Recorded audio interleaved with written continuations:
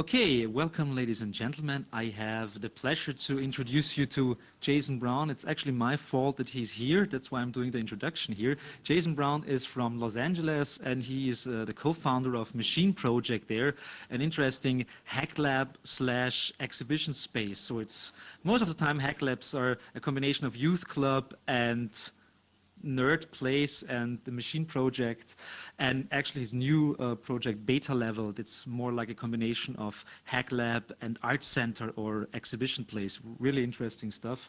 And today he's here because he's an excellent researcher, and today he will explain you why Tron is pretty much the explanation for everything. And I guess that's where I stop now. Jason Brown.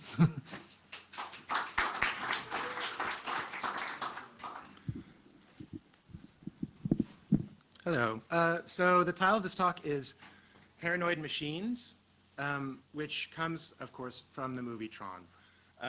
And we'll just start with the movie Tron. I'm sure you're all completely familiar with it. You've all... Yeah. Can you hear me in the back? Yeah? Okay, I'll just yell.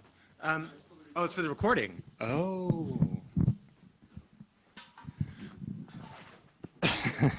So I'm sure you're all completely familiar with the plot of the movie Tron, but we'll just review quickly. The movie ends with this scene in which Flynn, who is now the CEO of the Incom Corporation, greets his friends with the phrase, "Greetings, programs." And in the diegetic text of the film, this makes absolutely no sense at all, because when he emerges from the computer world and tells his friends greetings programs, this is only a phrase he's used with other computer programs. So when he's telling the humans this, they can have no idea what he's talking about. Just to review Tron very quickly, Tron is actually an example of techno-gnostic culture. It's an allegorical film in which an artificial intelligence, the master control program, has become self-aware and power-mad and is persecuting programs for their heretical and gnostic belief in beings outside of the computer world, the users, beings who are more powerful than master control. Master control is not only acting as a god to these programs, it is also attempting to take over the human world. It considers itself their master, even though they are its creator. So meanwhile, in the human world, former Incom employee Flynn is attempting to hack into the MCP to prove that he's the author of a video game called Space Paranoids. And while he's trying to hack the Incom system, he is zapped by the MCP, digitized, not killed, digitized, taken into the game grid, into the MCP itself, turns it into a program where then he uses the Tron program and Flynn together working with their magic frisbees to destroy the MCP. Master control is destroyed. Flynn is squirted back out somehow into his human form, completely unharmed, missing no limbs, and in hand he has a printout on a dot matrix printer, so it is true that he is the author of the video game Space Paranoids, making him the CEO of the corporation, Incom. At that point, he gets a black helicopter and a pointy-lapelled suit and some apparent threesome with his ex-girlfriend and this guy who wrote the Tron program. He greets his friends with this inexplicable rupture of a phrase, "Greetings, programs." Now again, he only used this while he was on the game grid. So this means he either told his friends, here's what happened. I was sitting at the computer, I was trying to hack in, and I was digitized, and I was a video game, and I beat the MCP, I totally won, and now I'm zapped out, and that's why I'm your boss. Or he just says, "Greetings, programs," and they're like, "Yeah, whatever, you're the CEO, we'll do whatever you say." So it makes no sense. It's a completely nonsensical rupture in the film. And maybe you just think, oh, it's just a Disney film, so what does it matter? I mean, we know Disney doesn't have to make a logical sense, they just make kids' films and have nice, clean endings, so maybe there's a little bug. I suggest that this seeming error in the entire movie Tron itself are symptoms of an underlying paranoid cosmology, which has itself become a symbolic system which informs the way technology is imagined.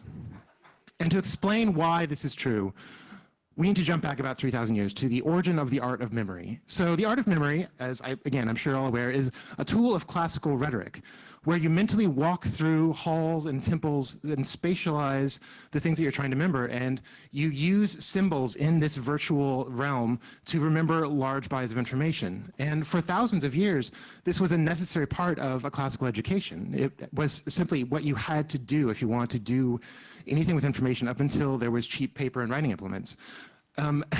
So although this was a very standard tool of an education throughout up until the Renaissance, the origin story of this is gruesome, and it begins with a poet named Simonides. According to Cicero, Simonides was invited to deliver a poem at the banquet of a nobleman named Scopius.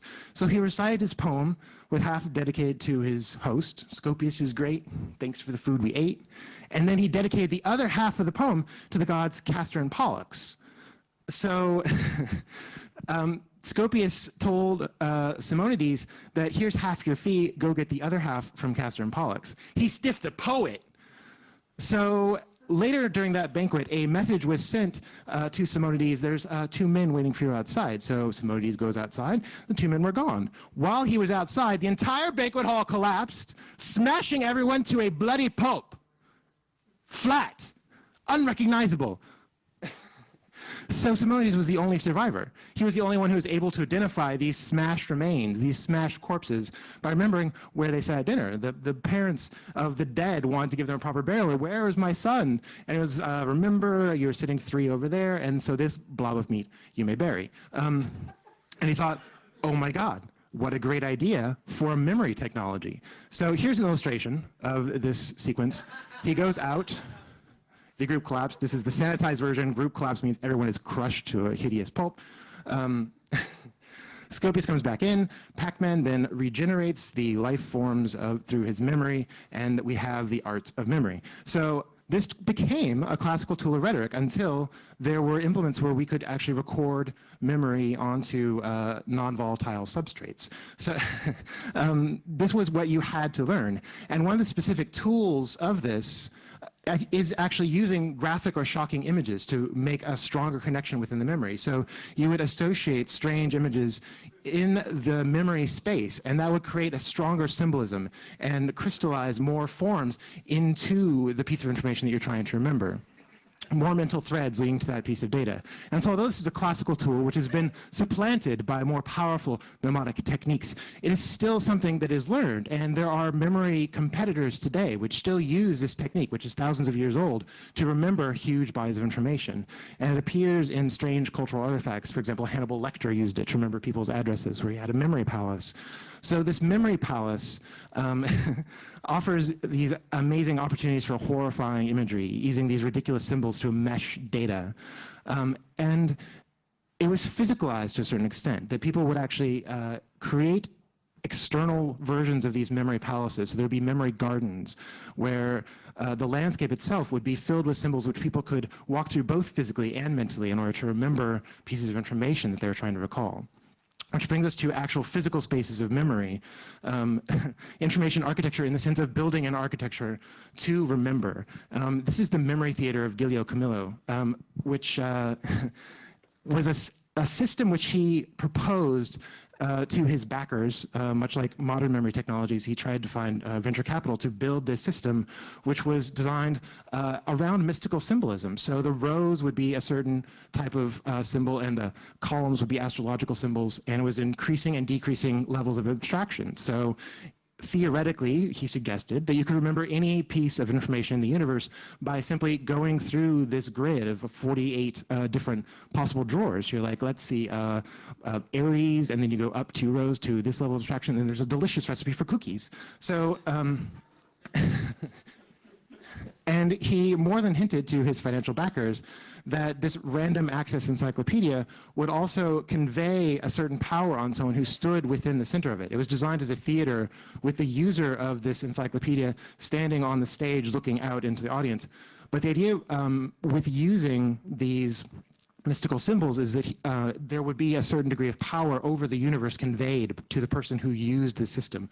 The knowledge of the universe was itself a certain power.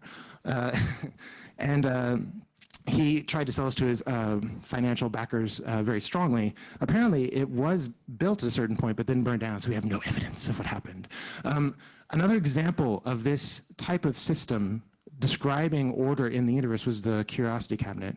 And to modern eyes, they often look like a jumble of stuff, literally just a junk pile. Oh, look, a cool shell.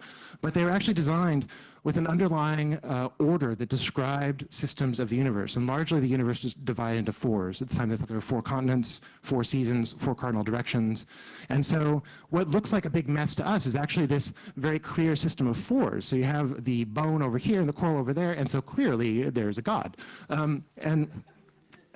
These systems, although they began as a combination of sort of a mystical evidence of an underlying order and proof that you were really rich because you could find this cool stuff, they evolved into natural history collections, which themselves evolved into finer and finer grained distinctions from these original 4 categories into the categories which we now use today. They evolved into museum collections and university disciplines.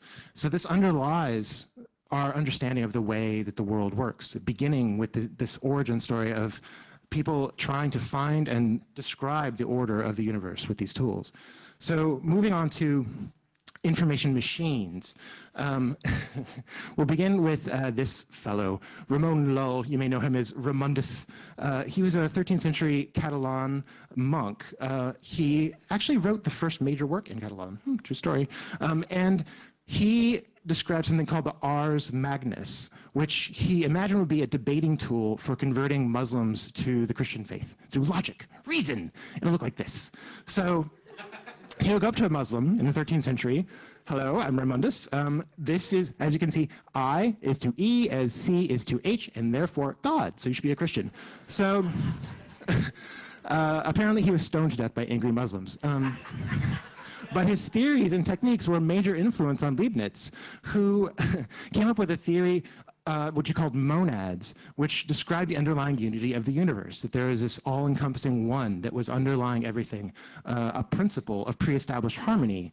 So one. So each monad follows this pre-programmed set of instructions peculiar to that particular monad.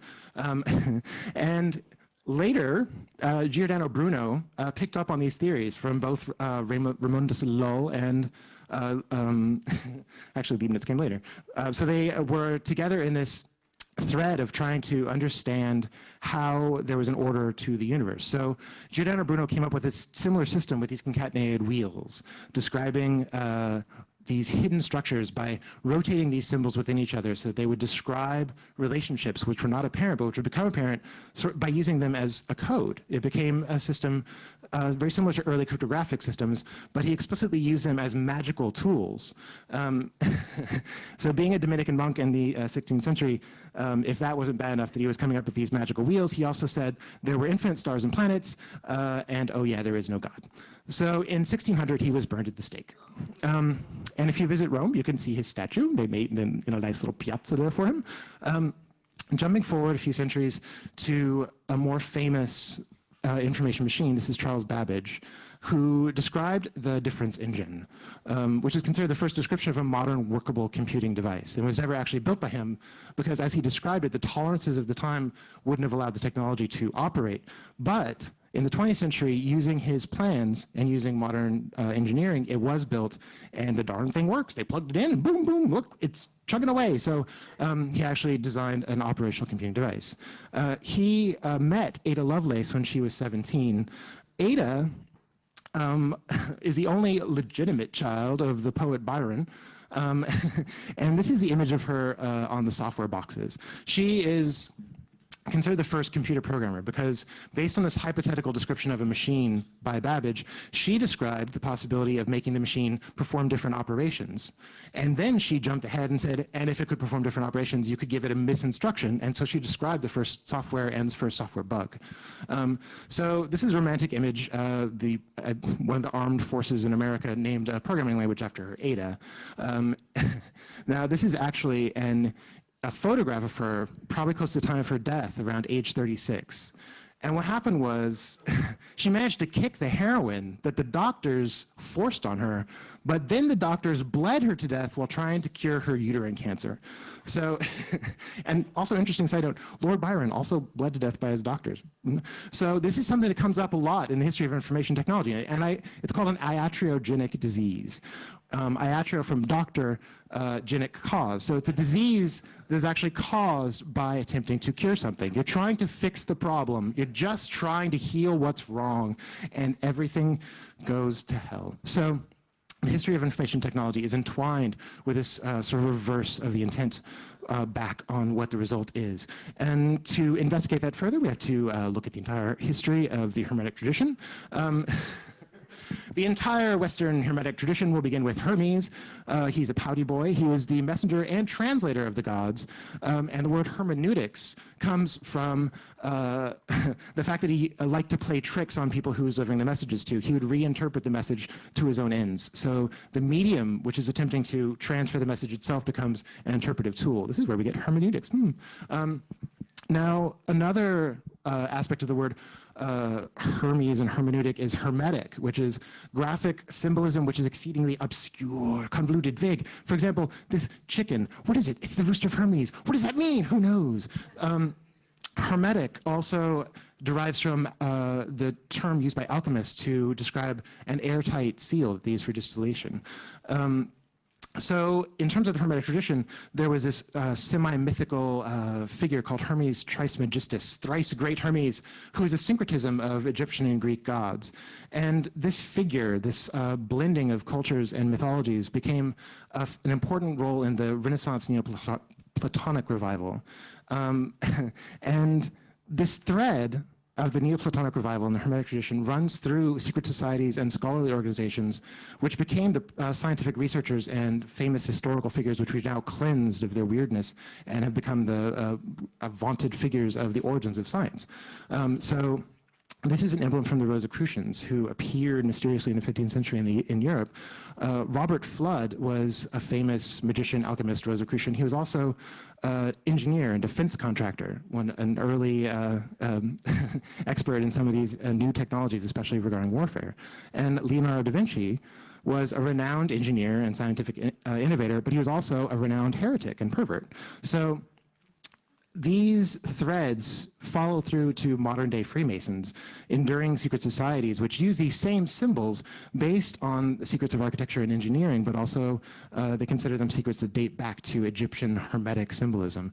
And these belief systems underlie certain political and social systems which persist to this very day, which we can find in various arrays of secret symbolism regarding people being secret Muslims, which is also something that the Shriners consider themselves, who are the upper level Masons. This thread of the Hermetic tradition, the underlying Hermetic tradition below the respected Masonic traditions, can be traced most infamously through Aleister Crowley, who was the central figure of the 20th century Hermetic beliefs.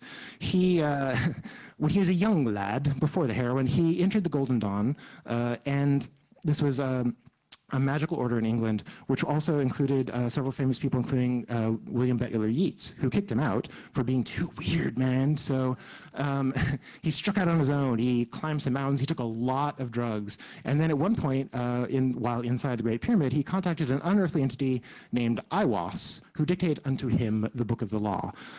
So Crowley used this communication to found his own magical order, the Ordo Templi Orientis, which is based on a system of thelema, which is the Greek word for will.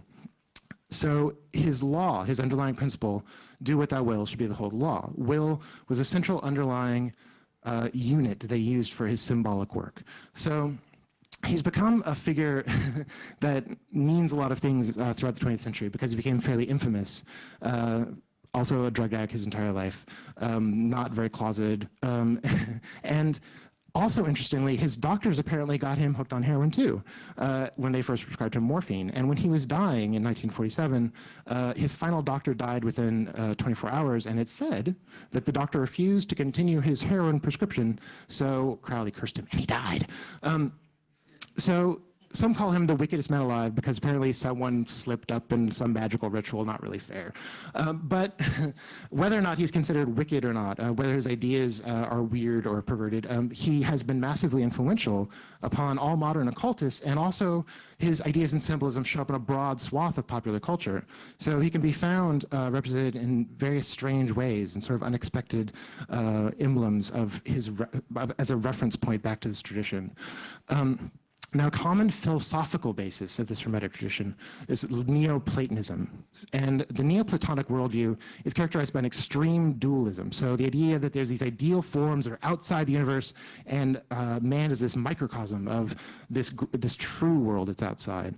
And the idea that the apparent physical world is just a reflection of the real world, which is beyond our apparent understanding. It also includes the idea that manipulation of these forms, these ideal forms, could convey power over the true universe and therefore over the physical world. So, Neoplatonism obviously comes from Plato, oddly enough, and you've probably heard of the cave, the allegory of the cave, which describes this idea of the universe being a world of shadow, which is simply a representation of the real world which we don't directly perceive, which is very similar to the idea of avatars, which of course we find in Tron, the vice president of the Enron Corporation, evil, who is represented in the electronic world with his shadow form, Sark, with little devil horns. Now, the thing about Neoplatonism is that it's considered okay. They're the good pagans. Because Plato is all right. Thumbs up, Plato. But the actual Neoplatonic philosophers were themselves more heretical, deeply heretical. And a lot of what influenced their belief system in terms of this dualistic worldview was based on a cosmology called Manichaeanism. Manichaea what? Manichaeanism, which was actually one of the most widespread philosophies in the early part of the first millennium. Through the 7th and 8th century, it was actually the most widespread religion in the world. So originating in the Middle East, and spread out to Europe and to China, where it influenced several strands of Buddhism, including being a major influence on Tibetan Buddhism. So why haven't you heard that much about it? Where is this Manichaeanism? Well, what happened was it was brutally oppressed. It was considered the worst possible sin by the Catholic Church. So any emblem of Manichaeism, oh no, you're simply dead. So it's strange because St. Augustine himself, played here by Val Kilmer, was actually a passionate Manichaean for over a decade of his life, until it was decreed a heresy punishable by brutal and hideous death, at which point he became an extremely good, pious Catholic. Manichaean texts themselves were burned at the stake. No text was allowed to survive. It had Manichaeanism tainted upon it. So there were actually no direct textual representations of this philosophy until the Nag Hammadi codexes were found in 1947. Manichaeanism is an example of Gnosticism, which is a very broad term for an array of traditions which describe this cosmological dualism.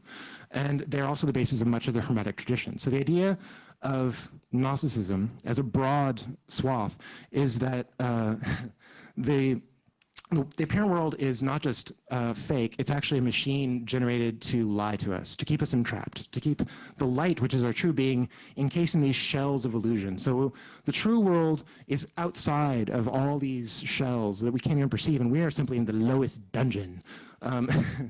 And breaking through this shell of illusion becomes the thing that you pursue for your entire life. So what is apparently the God of this world is actually the prison keeper who is keeping you entrapped in your false beliefs.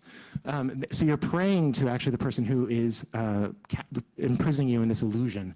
And we're trapped here by the demiurge, which is who is called, sometimes named Yaldabaoth, who ensnares humanity in this sleep and illusion. So rather than being in the real world, we're actually in the lowest pit of hell. This is the pit of fire itself. So the Gnostics had good news, that there was a way out, that you could directly perceive the truth and light within you, that you could look beyond this machine generating these illusions, and any individual could break through the shell of a falsehood, and you could perceive the invisible realm of knowledge beyond this physical embodiment. Every person is a being of pure light, united in the ocean of oneness of higher knowledge. In short, the Gnostics were hippies. They were anti-authoritarians. They tended to believe in an individual revelation of truth, and many of them lived in egalitarian harmony. The church could not let this perversion stand. They hated Gnostic heresies above all else. You could do anything except be a Gnostic. I actually looked up in the Catholic Encyclopedia, which was published in 1907, which they've translated onto the web, and they still describe Manichaeism and Gnostics as the evil, which had to be eradicated by any means. So this is the 20th century version of this Catholic ideology that persists to this very day. Any Gnostics they could get their hands on were shown what for in no uncertain terms. But the church failed to wipe out the Gnostic heresy entirely. They tried, but the damn hippies kept spreading. So at one point in the 12th and 13th centuries, an arguably Gnostic sect, the Cathars, were prospering in south of France. They were eating vegetarian food, they were meditating, they were living communally, they were being respectful to women, and they were rejecting the authority of the Holy Mother Church. And the goddamn hippies were spreading. So at this point, Pope Innocent was not pleased. He asked the Cathars, he asked them nicely, please convert to Catholicism. And the Gnostic hippies told the man to stick it, and they kept on grooving. So this made the Pope very angry. And you wouldn't like Pope Innocent III when he's angry. So he took action. Note the action figure. Did he use the comfy chair? No. In one of his attacks, the nice attack, a relatively gentle part of his campaign, he took the entire city of Carcassonne and forced them out into the wilderness naked. Let them die on their own, didn't kill them directly. He was trying to be nice, but that didn't work, so he had to keep going. He declared a crusade, the only intra-European crusade, which actually marked the origins of the Inquisition. The Cathars in this crusade against France were slaughtered, men, women, children, babies, puppies, all dead. It looked like this. First the church sent in their giant teams of rat riders, squealing like banshees, woe unto thee, Gnostic hippies. Then the bird-beaked bishops came in, swinging holy sticks of righteousness. It was hard out there for a Gnostic. So there's a historic basis to this cosmology being paranoid, especially since it led to the Spanish Inquisition. So you may think no one expected it. Unless you were a Gnostic, then you totally saw it coming because the entire universe is a lie that's just designed to imprison you and kill you. So you're not really paranoid if they're out to get you.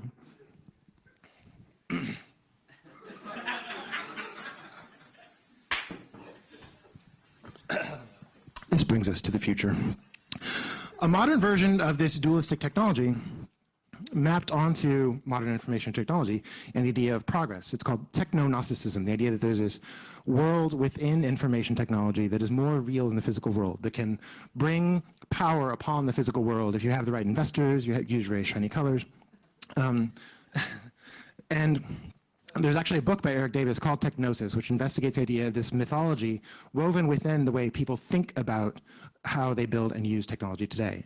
And so people would design things based on these mystical traditions, such as this version of the memory theater, done with 3D, so it's more powerful. And also, this is the map by Francis Yates, a scholar from the 60s, describing the memory theater. This is Burning Man from 2007.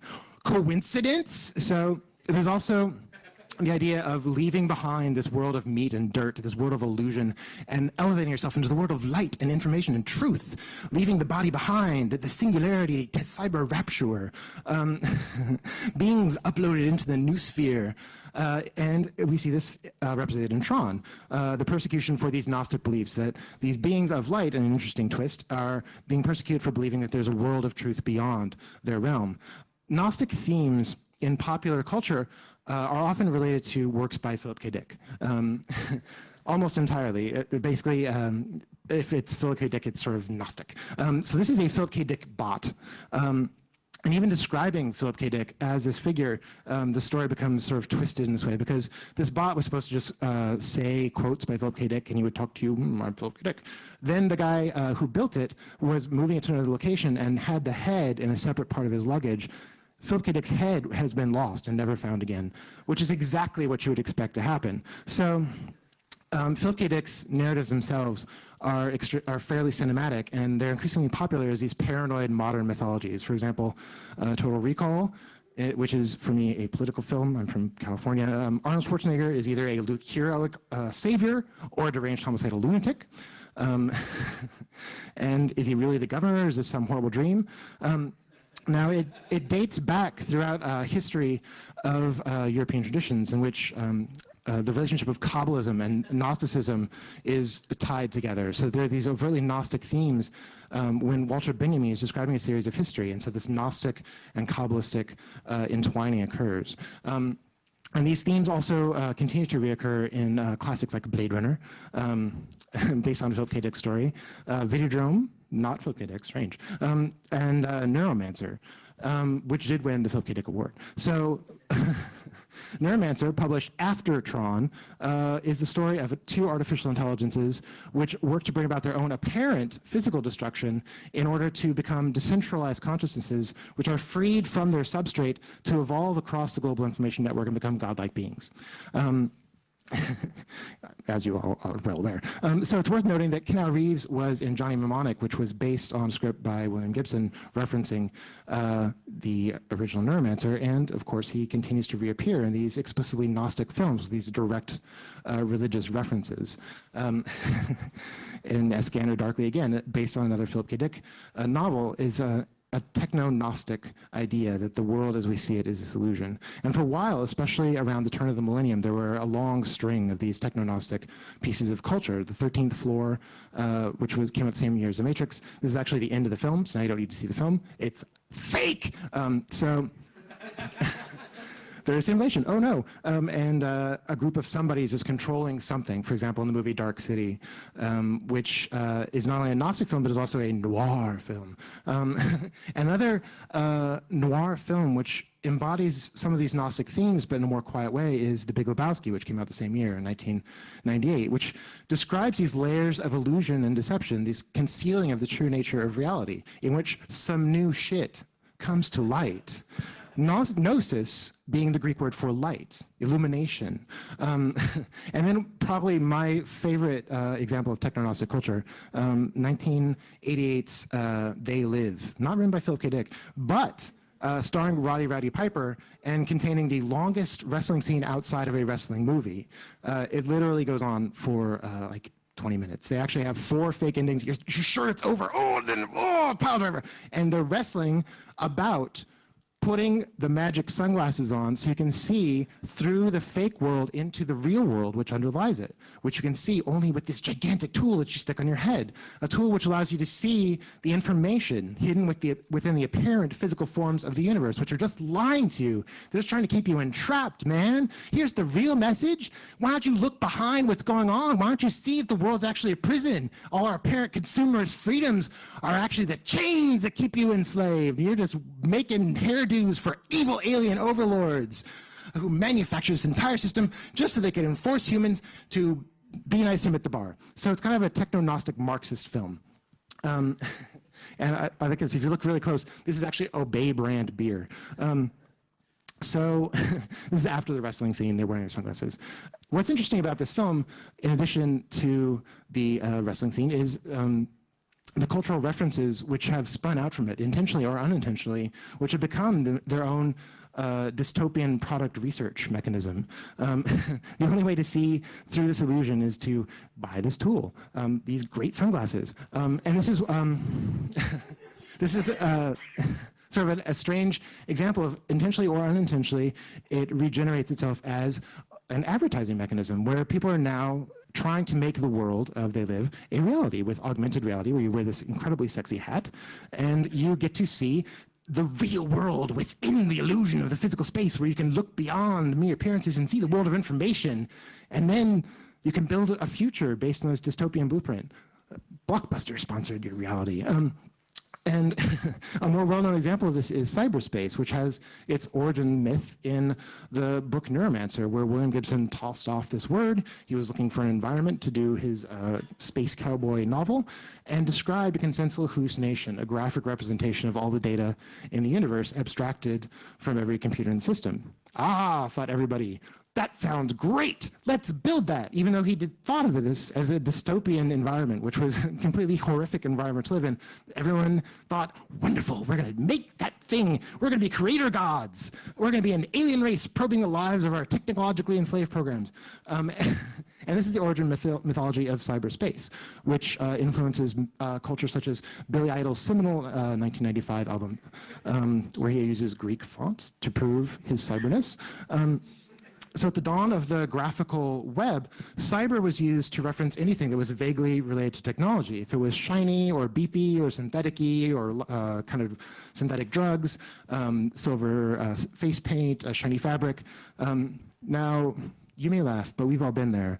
And I want to point something out. this cybergnostic, I mean, yes, there's the obvious pleasure of just putting him up on the screen, but if you notice, he's actually thinking about this a little more deeply than maybe you realize, because on his hand, he has written Unix permissions command, where he has changed permissions on his own hand so that he and his group are not able to execute. Only the world can execute his hand. He's powerless over his own hand. That's dark, man. That's dark. So this mythology continues to persist. So now we have meta cyberpunks, where a cyberpunk in Second Life using mechanical inputs on a digital avatar, none of which actually relates to any of the function of these mechanisms, but they're all mythological steampunky metaphors. But cyber, although it became a word like Smurf at a certain point, doesn't mean techno or gadget or shiny. Although I do think this fashion is coming back in a big way. Cyber means control. It is a word for control, coined by Norbert Wiener in his book Cybernetics in 1947, from the Greek word for steersman, Kubernetes. So he's specifically referring to the science of feedback and control, where not just mechanical control, but the idea of a system which is able to use its output to change how it reacts and input more effectively. So he described this as a system which would be incredibly useful for engineering purposes, but also for biology, but also social control. So that if you had a system which had a social feedback loop so that people liked the way it was responding to their feedback, then people would increasingly desire that control. It would be a machine that automatically produces fun, that people would want control. And so in the 40s, as he was describing this, he created new science. And it was like, oh, great, wow, we're gonna make tons of money. He was like, yeah, you know, we're all actually gonna be enslaved by our desires. He was also, Norbert Wiener was a pacifist. So after World War I, he was a brilliant mathematician and designed many of the systems that allowed many weapon systems to be built. But after the war, he realized that mathematicians couldn't claim innocence, that they had to recognize that they were not just working on clean equations, they were actually working on the death machines themselves. So he refused to work on any defense-related projects after that, and he lost his clearances, which kept him away from the technologies, the early computing technologies, which would have allowed him to continue his work. However, a colleague of Wiener's remained close to the action, Vannevar Bush. Now, Vannevar, no relation, by the way, I checked, was one of the brilliant engineers who made those death machines, actually made them. And during World War II, he was the chief death machine engineer. And here we look at him in his grandfatherly spectacles. Here he is a saucy engineering lad with his nerd glasses. Here he is with his flyboy haircut hacking away. He built some of the earliest electromechanical computing systems on the wheels of steel, working the ones and twos. So these machines were these massive constructs of wood and glass, thousands of whirring brass cogs, literally steampunk, where they used electric motors to spin these devices to compute equations that were extremely complex and difficult to maintain. To compute an equation, you had to actually move some shafts and gears into place to get a new equation. You get your nice suit all dirty from the oil. So why did they build these difficult, elaborate devices? To make artillery tables. And the story is that when you created a new gun, a new artillery weapon, you couldn't just ship it out and have people start shooting away. You actually had to have a way to aim it. So the way they originally did this was shoot it here, shoot it here, shoot it here, take years, make a book of those, give the book, and you get the gun, and with the book and the gun, you can kill. So that took too long. So they make these machines, zzz, it takes a couple years less, you get a book faster, and then people can kill faster, and then everybody's happy, except for the dead people. So this, however, although quite innovative, is not what he's most famous for. He's best known as the godfather of hypertext. And this is based on an article in the Atlantic Monthly, just one little article that he wrote where he described a bunch of clever scientific devices, wars over why we have scientific spy cameras on our foreheads. So he also described a device called the Memex, which is a contraction of memory external. So he described this information machine, fairly radical for 1945, kind of in a Jules Verne kind of way. Zing, zing, oh look, it's a personal information device. So that's kind of interesting, but it's actually, again, not what he's remembered for. The Memex involved a file system which had a metaphor of connecting information, and this is what is remembered. This is what is considered important about it. The Memex organized information not with a hierarchy, not with a folder system, but by will. So you decide this connects to this just because I say so, I'm the researcher, and boom, by your will, which he actually uses the term in the essay, then those terms are connected. You have this thread of research. So the metaphor becomes the important thing. Now, here's the thing about analog. Analog's a physical reflection, wiggly line, analog movement. So it's possible to actually read the information without translating it through a metaphor.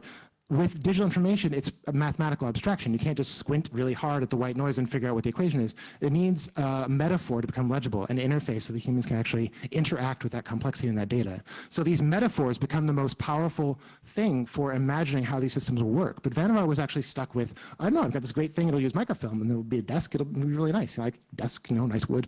There's actually a term in the jargon file to Vannevar, because he imagined that these technologies would sort of continue on a recognizable path, that they wouldn't have these dramatic jumps. So he imagined the computers of the future would be these skyscrapers full of vacuum tubes, cooled by Niagara Falls, while his colleagues were inventing solid-state technology at the very same time. So he didn't see that this technology, this metaphor that he was describing, this innovative thing, which is actually still used, he didn't see that the metaphor is a significant thing, not the little cog that had the microfilm on it.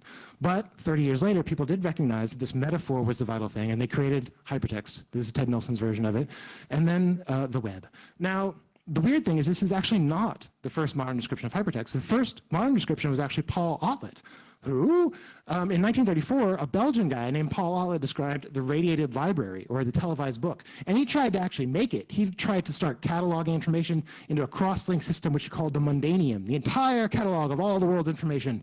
And he built it with these card files. So he described hypertext and actually tried to do it with paper, but he was a pacifist. So he has been forgotten by history, and the Mimex is the true form, designed in 1945. So the Mimex, designed by this defense engineer, evolved into this hypertextual system, which then influenced Tim Berners-Lee when he was describing his mesh proposal in 1989, which then evolved into a combination which we know as the internet, in which everything now makes total sense.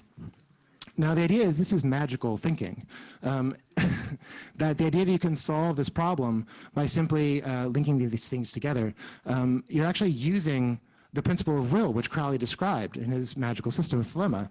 And also in an anthropological sense, there are two types of magic: sympathetic magic, where things which appear to be connected, which look like each other, can influence each other, and things which were connected, like hair and fingernails, can influence each other. So what you're describing with a hypertextual system is a system that operates by will and uses these anthropological forms of magic. It's inherently a paranoid process. It's a magical machine. And by calling it paranoid, it's not necessarily criticism, because when you look at the root word of the word paranoid, para means beside, and nous means mind. So when you describe a paranoid machine, you're actually describing a mind which is beside itself, a mind which is outside of your mind, telling the story back to you. So the Mimex is this paranoid machine, a poetic device for telling our own stories back to us in this new shape. But Bush wasn't the only one to make use of this paranoid process. At the same time that he was describing the Mimex, before he published it, but while he was still imagining this idea, another guy in the 30s was describing the paranoid critical method, in which you use odd connections simply at will and make them do a certain conceptual work for you as a poetic device. So to give you an example, show you what I mean. Let's say you pull a concept out of the air. Let's say like telephone, and then you pull another concept out of the air, like, I don't know, lobster, and then you put them together. Lobster phone, awesome! So this was actually, this phone in 1936 was actually created the same year that Vannevar Bush was writing As We May Think, before it was published. And the year he published As We May Think was when Dolly was coming out with his emblems like persistence of memory, this image here. There's a strange connection where Dolly, showing his work in New York in the first time in the 30s, was actually showing it at the same time this brilliant engineer just up the coast was describing the way to make external memory into a poetic device. So, and the thing is, this keeps coming up in the history of information technology, that there's these paranoid histories that relate back to the things that we think of as ordinary information. Oh, I got to go for this very quickly. Mammoth Cave in Kentucky is one of the largest cave systems in the world. The first explorer of it was Stephen Bishop, who was a slave, who explored it under orders of his master. So he took tourists into the cave, and he was literate. He knew Greek and knew certain mythology, so he named these with these terms like the river Styx, the Echo River, Hall of the Mountain King. And his maps and descriptions became the most complete versions of this cave system for over 100 years. And he was died in 1857. This is actually, he was a former slave, but this is actually a Civil War tombstone because the soldier didn't pay, so they just gave it to Stephen Bishop. So 100 years later, hello, this guy, Will Crowther, in the 70s, were exploring these caves. He and his wife, who were looking through these caves, and he was working at a defense contractor, BBN, who was on the ARPANET development team. And so, let's go off topic here and actually describe the entire internet. So the internet, as you know, he's pointing here at the Killer system, was designed in the midst of the Cold War, when American computer networks were vulnerable to Soviet attack. They relied on highly centralized servers, and just a few nodes were taken out by the Ruskies, then we'd been unable to launch our own retaliatory strike, we'd be dead in the water, and everyone would, like, Soviet communism would rule. So this nerd stepped in to help. This is Paul Baran, who at the RAND Institute came up with the idea of distributed networks. So instead of using a centralized server for its survival, he could use any node to communicate information to another node, dynamically routing their packets. This model of this network became the ARPANET, which was designed as a post-apocalyptic vengeance tool, a means to strike back at the enemy. The way it worked was it was like a cloud, the cloud which you may have heard of, cloud computing, which sounds so nice and fluffy, it's drifting, it's relaxing. But this cloud is a wisp of propaganda, because this cloud is actually a tangled mess, which doesn't sound relaxing at all. You wouldn't get investment for that. It also conceals this particular paranoid history, because the original point of the cloud was, in case our mortal enemy struck us, they flying for Houston, then we could strike back, boom. And then striking back from the grave, our nuclear zombie vengeance would slay our foes. So that's why we have the internet. Thanks. So Will Crowther was working on this. And while he was working on this, his wife found the connection to another cave system and proved Mammoth Caves was the largest in the world. She became famous. They got divorced. So Will Crowther is now a divorced dad. He's got to entertain his two young daughters. What does he do? He's a programmer. He's a nerd. He plays D&D. So he does the logical thing. He codes a game. He codes this little text adventure of one of the caves he and his wife explored. And using some of Stephen Bishop's names, some of his maps, he designs this little text thing, gives it to the kids. Oh, yeah, it keeps them entertained for a weekend. They go home.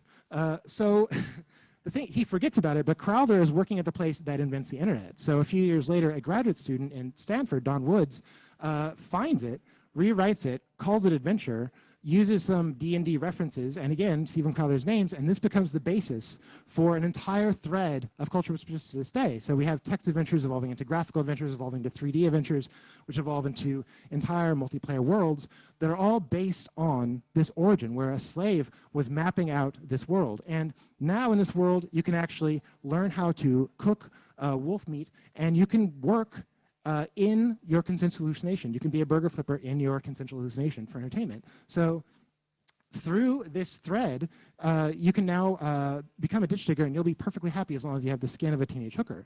It's literally an imprisoning shell of illusion. And these escalating sexy metaphors are one of the main weapons in terms of this mythology, that cyberspace actually being correlated to your body, that you have this helm of true seeing, and you can use these gestures to manipulate data and have a magic wand of the sexy costume. These embodied metaphors are often tied to a desire to escape the need entirely, to bypass the interface and become data, to fully translate the body into code so there'd be no glove required. And at that point, once we reach that transhuman apotheosis, everything will be perfect.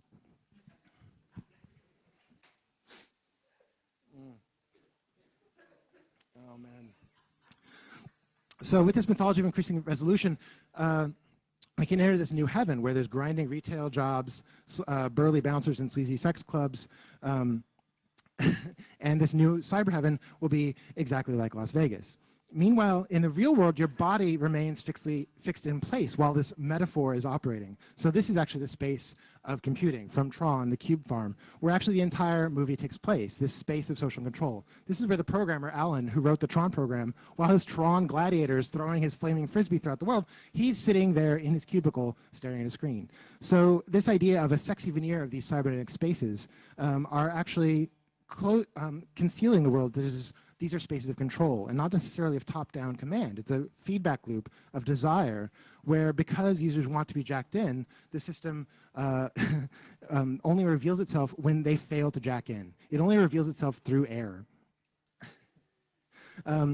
so when the system breaks down, it's a bug, which is actually first referred to by Thomas Edison I just realized this is going to take like 10 minutes more than I have. So I'm just warning you. Thomas Edison first described bugs when he was working originally with electronics.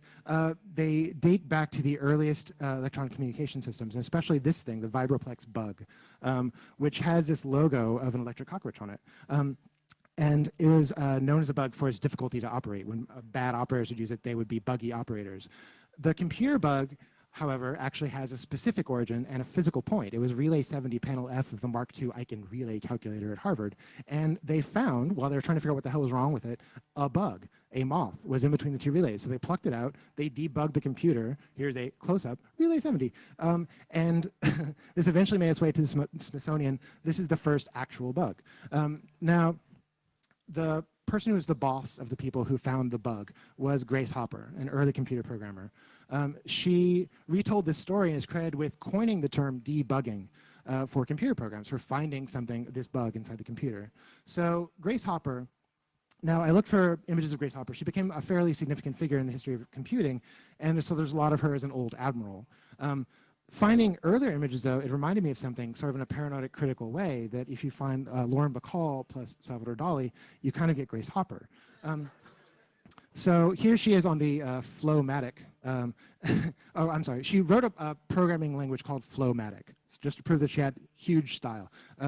And this Flowmatic program was a contributor to COBOL. It was sort of the basis of COBOL. And because COBOL became the standard for mainframe computers running most corporations and banks, when programmers tried to save memory by shaving off 2 digits off the date, they saved some memory, but then we got a problem when the millennium rolled over and this became Y2K. So we owe this back to Grace Hopper in this sort of nonlinear way. Now, Y2K was this amazing foreshadowing, because although the entire civilized world did not self-destruct on New Year's Eve, there was the way it was imagined became a foreshadowing of things that would happen in the new millennium. So we find this strange paranoia, which to us looks, oh, it's quaint, oh, Y2K, oh, remember the innocent days, but actually there was this fear of terrorism, specifically. The Y2K bug will cause the terrorist bombs to fail. Y2K bug being joined by his friend terrorism. And then this whole idea of this increase of security around the year 2000, not 2001, not 9/11, but January 1st, where the new year was, this new millennium was being welcomed in through a security garrison. And I really like this one because this guy looks like Karl Rove. So the idea that on Y2K, we're entering this new realm of security and literally paranoia. And this is contrasted with some of the way it's usually remembered, that there's this just extravagant, like, woohoo, everything's great, my stock options, hooray, IPO. So this was the peak of the bubble, but also the peak of this underlying paranoia about what was going to happen with this bubble. And it's really well exemplified in the Wired cover of December 1999, where it's here we go. But if you look, so they're leaping off into the blue sky, we're going to make money forever. But if you look closer, those wings are never going to hold her up. She is plunging to her inevitable demise. So leaping off a cliff is the symbolism that was tied directly to the symbols of optimism, that everything's going to be great, but it's actually an emblem of the inevitable crash. Here's another paranoid history. In 2001, Hal became homicidal because he had to keep his secret. He had to lie about what he was doing. He had to pass. He was sort of in the closet about his secret. Passing as a human is also the criteria for testing an artificial intelligence like Hal, which was described in the Turing test by Alan Turing. Turing was, of course, instrumental in code-breaking in World War II. He basically helped win the war by cracking the Enigma machine, described some of the fundamental concepts of universal computing. He was also found guilty of being homosexual in 1952 and put on probation, forced to take estrogen, lost his security clearances and his access to all the computing devices he used for his work, which resulted in him not being able to work any further. He was found dead at age 42 in 1954. Now, in a refreshing change of pace, he was not actually burned at the stake, but he committed suicide by eating a cyanide-laced apple. And it's thought that he may have been reenacting a scene from Snow White, which was his favorite fairy tale, but he may have been assassinated. All right, I'm going to have to jump forward. Let's see.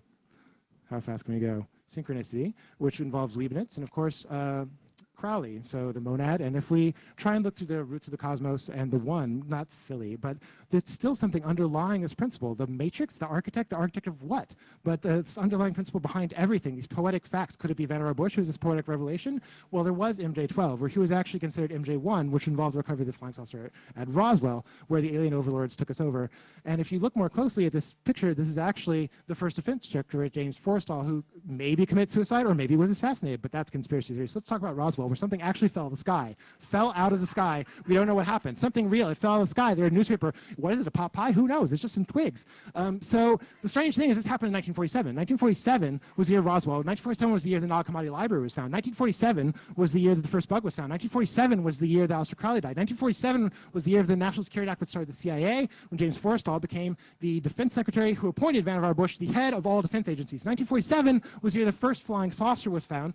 1947, when this object at Roswell fell out of our epistemological field of view, became the origin of the UFO mythos, and that's why we got Majestic 12, where this guy said that he got some letters from the president, the actual president, and he sent it to his friend who has security clearance. They checked on it, and it's weird how they all have these beards, and they looked at the signature, actual signature of the actual president. And it turns out that Vannevar Bush was the guy who sold us out to the alien overlords, that he was MJ1, that he was the evil overlord. Now, the thing about Majestic 12 is it was fake, but it kept everyone paranoid looking at it. What the hell's going on? Where are these documents? Why don't we try and find out? Let's not look at the actual black budget. Let's look at Roswell. And so who was actually in charge of Roswell? Because when the thing crashed at Roswell, all the records were erased. A month of records were gone. We don't know what happened to them. What happened? The congressman 50 years later from New Mexico tried to find out. Please give me the records. I got weird people asking me what the hell's going on with Roswell. And they couldn't tell them. They were just gone. Who was in charge of all defense security in 1947 when the thing crashed at Roswell? That would be MJ1, Vannevar Bush. He was actually in charge. He was actually the overlord. He was at the head of the table when they were creating the entire defense intelligence apparatus. He was at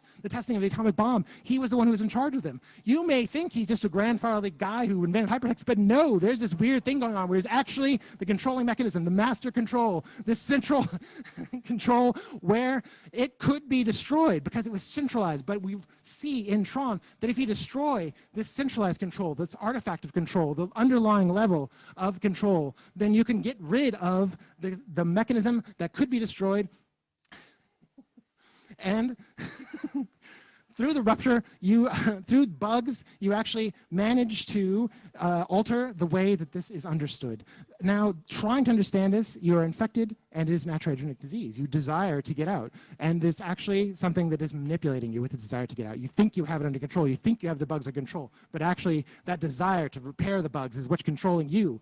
Is this really fake? Is this really just a mythology? Is this just symbolism, or is it somehow tied to what's actually going on? Or has some new shit come to light, man? Baudrillard called this situation hyperreal. Now, he didn't mean that means it's hyper. He meant that means there is no outside, that you think it's a simulation, but there is no way out. You think you know Kung Fu. You think you're the webmaster of the world, but you're actually just being used by this mechanism which controls you and manipulates you into being in this particular subject position where you see yourself reflected. So what does this have to do with the end of Tron? The end of Tron, as I see it, master control is apparently destroyed. But it's not control that's destroyed, it's mastery. The singular point of control is destroyed. It's an error that is rupturing outward. An error, a bug, which is another term for a virus. And the way a virus works is it injects its code into another cell, turning into a virus factory, which then erupts further and replicates itself. So when Flynn, at the end of Tron, says greeting programs, it's not just a nonsensical rupture. It's actually a fundamental aspect of the symbolic operation of mnemotechnics. It's an indicator that the basis of knowledge and communication, the basis, the epistemological roots of understanding the world is belong to them. So when Flynn destroys master control, is released back into the world as CEO of an info capital empire, what we're seeing is a new algorithm in progress, a new vision of the human, bursting out and infecting everybody with its disease. So which direction actually is escape from this situation is not clear. Do we go further out? Do we go further in? Or do you simply reject the premise? And there is simply no clear answer to that.